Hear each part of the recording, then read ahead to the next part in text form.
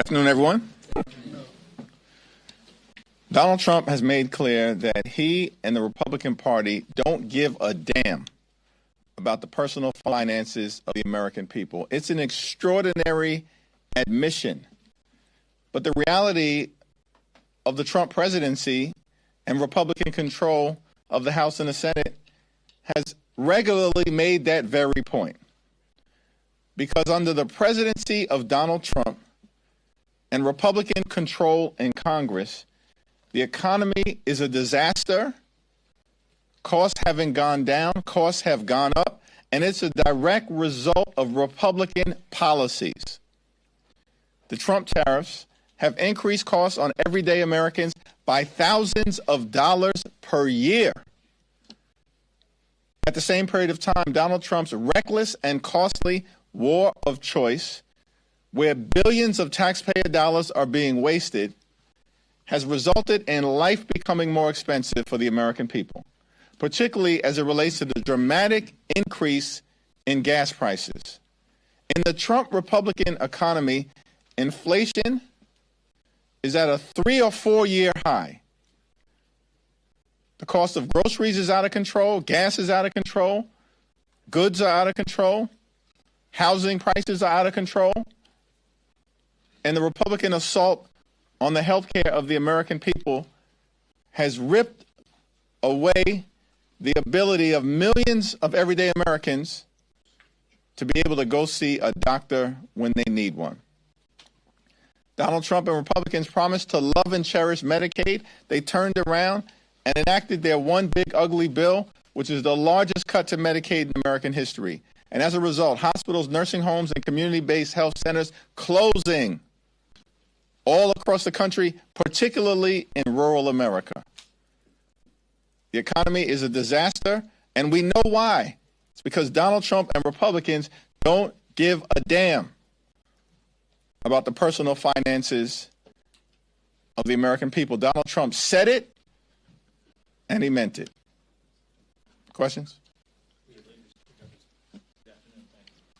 Republicans are ahead of Democrats in terms of fundraising for this cycle, but you spent $60 million in Virginia here. Do you think that was $60 million well spent? Is that going to impede your efforts to spend money in key races this fall? Yeah, the House Majority PAC actually outraised for the first time the Congressional Leadership Fund, as you may know, in the last quarter. For the first time ever, the House Majority PAC outraised the Congressional Leadership Fund, the crooks, the liars, and the frauds. That's what it stands for. Because at the end of the day, here's what we do know. Republicans have concluded that they need to cheat to win. That's what they're celebrating? Is that what you're elevating right now? The notion that 4 unelected judges would overturn the votes of more than 3 million citizens in Virginia? Is this what Republicans are celebrating right now? Because the people in Virginia right now are outraged, they're angry, and they're determined to send a message in November, regardless of what ultimately happens before the Supreme Court of the United States of America, where that reckless decision by the Virginia Supreme Court is now on appeal. But what's been made clear, our resolve is more robust now than it ever was. Because it's clear Republicans can't defend their policies. They can't defend their failure on the economy. They can't defend this reckless and costly war of choice. They can't defend the fact that they've ripped health care away from millions of Americans. They can't defend the fact that they're stealing food from the mouths of hungry children, seniors, and veterans. And so we're not going to unilaterally disarm. Not now, not ever. And this redistricting war is just getting started. But that's $60 million off the field here. I mean, you can't put that genie back in the bottle. We spent $60 million. They spent over $40 million. The people of Virginia were very clear. Money's not going to be a problem for us. And enthusiasm is not going to be a problem for us. But what's going to be a problem for the other side of the aisle? I don't know what you're asking, but because the reality is we're going to continue full steam ahead. Period, full stop. That's just the reality of the situation. And Republicans have the narrowest majority of any party since 1930. They are not going to be able to rig the midterm elections. Period. Full stop. Mr. Leader. Thank you, Mr. Leader. Just to piggyback on that, though, can you confirm that you were part of a call recently with Virginia Democrats, and can you explain the nature of that call and whether or not you specifically discussed a proposal that would involve replacing the state Supreme Court as a means to trying to redraw the map in Virginia? The conversation that I had with members of the Virginia congressional delegation will remain a private conversation with members of the Virginia congressional delegation. But the consensus on the call was we're going to win 2 or 3 seats, regardless of whether the current Virginia Supreme Court decision holds, which was a disgusting decision to invalidate the votes and the voices of more than 3 million people in Virginia. How desperate are these MAGA extremists? Because they know they're going down in flames electorally in November. They know it. And that's why they're behaving in such a desperate fashion. So we are going to proceed. We'll see what happens with the Supreme Court appeal that was filed by the Virginia Attorney General. It's not as if we have great faith in the fairness of the United States Supreme Court, but we'll let the process play itself out. We're operating under the assumption that the map is what the map is right now in advance of 2026. It may change in advance of 2028. But we're winning Virginia 1, and we're winning Virginia 2, and we have a shot to flip those other 2 seats under this current map. And that's what we're resolved to do. But Mr. Leader, I mean, you ultimately lost this, and you take personal Who lost? You lost in the Who lost? Did the voters lose? Democrats did. Did the voters lose? You take personal responsibility for investing so much time and resources, tens of millions of dollars, in ultimately fruitless effort. We did the right thing, and this effort is not over. It's just getting started. And by the way, come back to me on November 4th when Democrats have taken back control of the House of Representatives. That's ultimately going to be, what matters. What do the American people, we are going to win the House of Representatives. I'm telling you that right now. I've been telling you that from the very beginning. And by the way, what math are people focused on when they think about the electoral environment that we're in? When Democrats took the House back in 2018, and at minimum we're in a 2018 environment.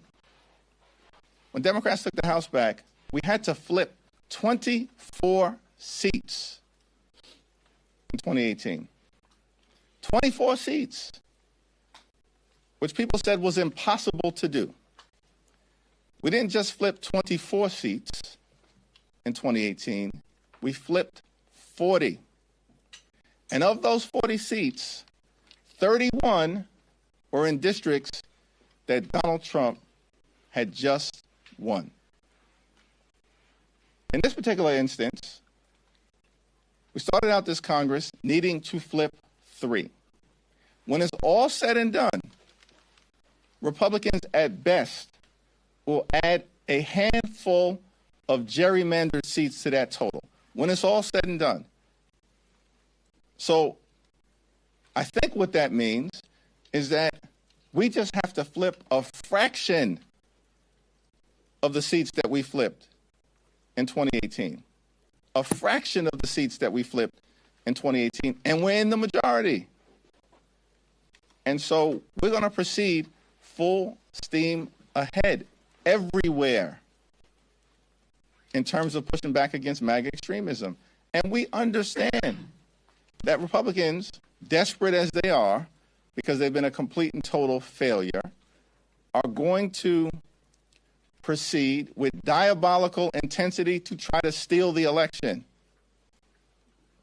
Instead of changing direction, they want to change districts.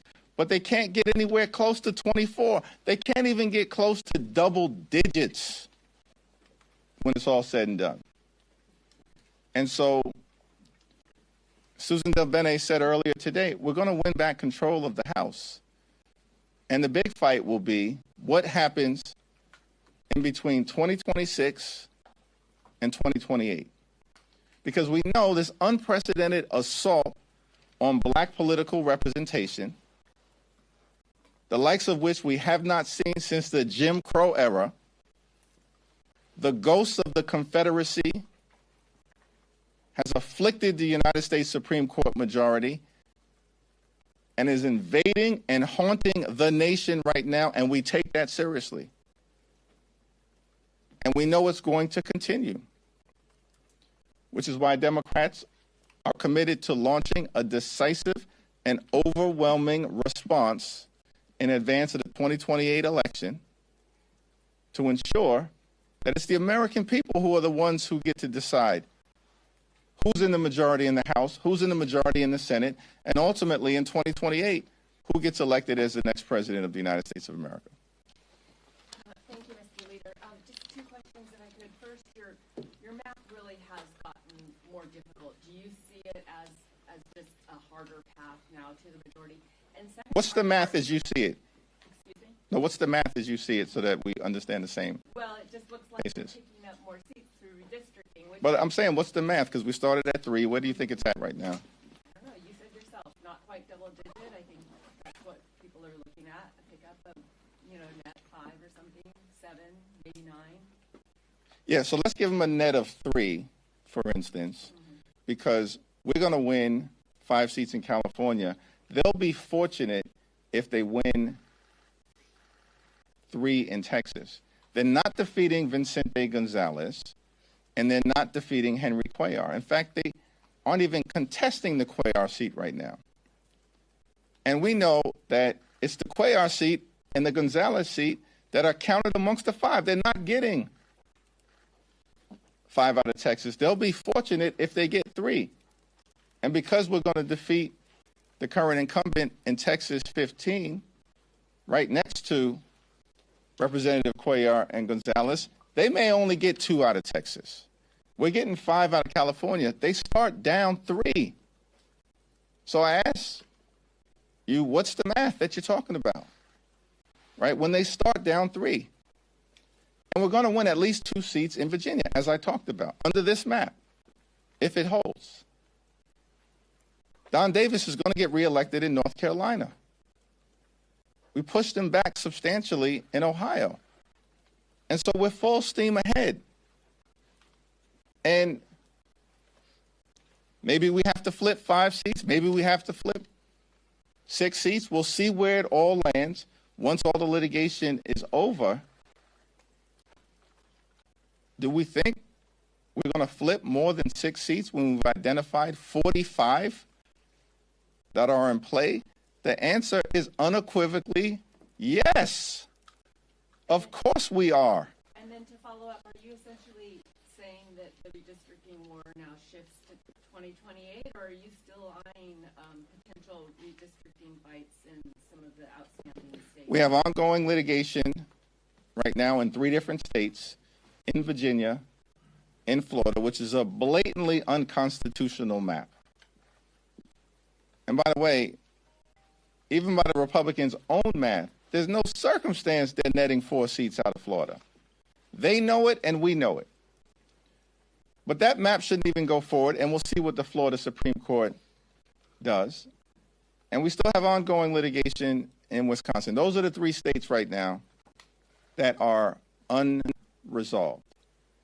And then, of course, led by the Congressional Black Caucus and our nation's civil rights groups, we're tracking what's happening in the Deep South, which is an all-out assault on black political representation. It's disgusting.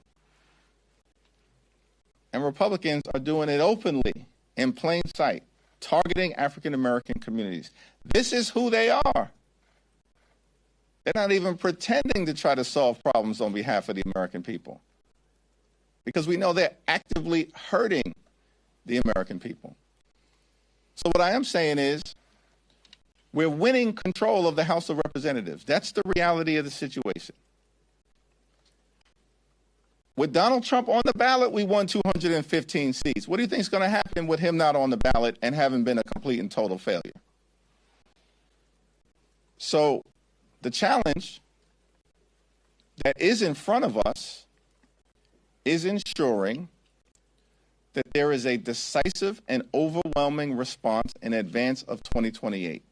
Because the Republican efforts to gerrymander the national congressional map is not going to end, because this is all they know how to do. It's the only reason they're in the majority right now, as a matter of fact, because of what happened in North Carolina. And so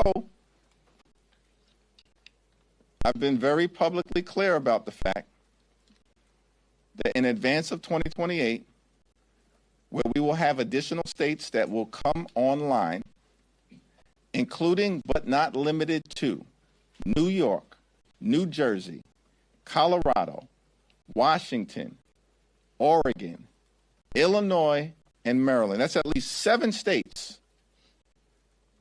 where we will be able to unleash a decisive and forceful response to what they are doing in the Deep South. And I'm telling you right now, we will. As several of those governors have already publicly indicated, and as the Senate President in New Jersey just said earlier today. Thank you, Mr. Leader. Given everything that's happened with the redistricting wars and with Speaker Johnson this term and the president's attacks on you and Jen Kiggins, the controversy around that, if you all win the majority back the way that you have told us repeatedly will occur in November, what does that look like from like a governing perspective? How are you going to go about trying to build coalitions and get things done? Are you going to you criticize Republicans for your words of my way, or how the highway approaches that, an approach that you think will work with the Democratic majority, or will you try to build bridges, build coalitions? Will that be possible given all of the acrimony that's occurred during this Congress between your side and the Republicans? Yeah, our commitment is to work on the issues that matter for the American people, beginning with driving down the high cost of living. Life is too expensive. Democrats actually give a damn about the personal expenses of the American people. And clearly, Republicans could care less about the financial circumstances of the American people, as Donald Trump just said. And so we're going to relentlessly focus on making life better for everyday Americans, driving down the high cost of living, and of course, fixing our broken healthcare system so that everyday Americans can actually afford to go see a doctor when they need one. We need to take down the price of gas and groceries and goods, and we will launch an all-out frontal assault on this broken economy, because Donald Trump and Republican policies have been a complete and total failure. At the same period of time, what is clear, based on the fact that Republicans have so clearly chosen a strategy of needing to cheat to win, and that can't be normalized. We're not going to let it be normalized. That's nothing to celebrate. That they may get themselves a handful of additional seats to take them from a 3-seat majority to a 6-seat majority. That's nothing to celebrate, and it's not going to immunize them from their failures. That should be clear. Certainly not in an environment where in 2018 we flipped 40 seats. But what is clear to me is that in addition to focusing on the economy, focusing on making life better for the American people, and focusing on driving down the high cost of living, we need massive electoral reform, massive campaign finance reform, and massive judicial reform. And that will also be an important part of what we'll need to do as Democrats in the majority on behalf of the American people in the next Congress. So those are pursuits that you think Democrats will pursue alone, or do you think that you can work together with the other side on that? Like, that's kind of what I'm trying to drill down on. These are pursuits that need to be undertaken on behalf of the American people, and if there are a handful of Republicans who want to join us and do the right thing for the people that we represent collectively throughout this country, then we'll welcome that bipartisan support. We've been able to push issue after issue after issue in this Congress, in the minority, governing as if we're in the majority. We just hit 218 on another discharge petition. That makes 6 in this Congress on issues that vary from immigration to the economy to health care to foreign policy to pushing back against the ongoing cover-up by the Trump administration with respect to Jeffrey Epstein. We've repeatedly defeated Republicans legislatively while serving in the minority. What do you think we're going to be able to do when we're in the majority? On Louisiana, Governor Landry said that up to thousands of ballots will be discarded. This morning, Speaker Johnson argued having a constitutional map outweighs those ballots that have already been distributed. What is your response to that, especially given that even though you disagree with the Supreme Court ruling, the Supreme Court did rule that the map was unconstitutional? The Republicans have concluded that they need to cheat to win. They are in plain sight trying to rig the midterm elections because they're desperate to cling on to power because Republicans have been a complete and total failure. The reason why they're in complete and total panic mode is because they started this Congress with a narrow majority, only 3 seats up, narrowest majority of any party since the Great Depression in 1930. And the Republicans know exactly what happened during the first Trump midterm election. They lost 40 seats. These weren't Democratic-leaning seats. These weren't swing seats. 31 of those 40 seats were in districts that Donald Trump had just won. What do we think is going to happen in November with Donald Trump's economy a complete and total disaster and this failed, costly, reckless war of choice in the Middle East, on top of the ongoing corruption that Republicans aren't even trying to hide? You mentioned the attack on black political representation. Can you reflect on this moment and what it means for the Congressional Black Caucus and the potential loss of institutional knowledge from some of the members who've been here a long time who are being redistricted out of their seats? Yeah, by our count at this point, Republicans have already targeted 6 congressional districts represented by African Americans. Their behavior speaks for itself. They are engineering, as a result of an unprecedented Supreme Court decision, a return to Jim Crow-like segregation tactics in the Deep South. And if they could spread this cancer and poison across America, they would do that as well. We're not going to allow it, and we're going to forcefully push back against what's happening in the Deep South. The Congressional Black Caucus will continue to lead the effort moving forward. I'm proud to be a member of the Congressional Black Caucus, and we're going to stand with the black community in the South and across the country every step of the way. People are outraged at what has taken place. This is an assault on free and fair elections, an assault on racial progress in America, and an assault on black representation and the ability of African Americans to actually simply elect the candidate of their choice. We will beat the far-right extremists. We're going to win in November, and then we're going to crush their souls as it relates to the extremism that they're trying to unleash on the American people. Thank you.